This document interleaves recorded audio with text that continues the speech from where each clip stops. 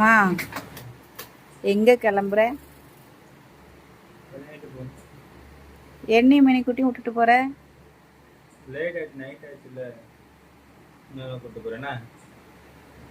இதே ஷாக்கு வச்சு எங்க 2 பேத்தையும் விட்டுட்டு விட்டுட்டு போயிரு, சரியா?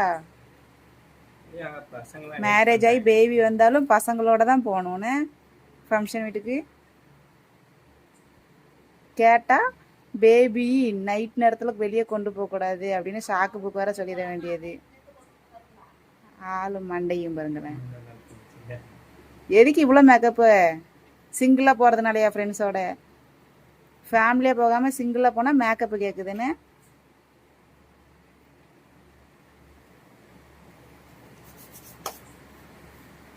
போதும் போதும் போதும். மாப்பிள்ளை சீப்பு கிடைக்குமா அப்படிங்கிற கதையாக போகுது.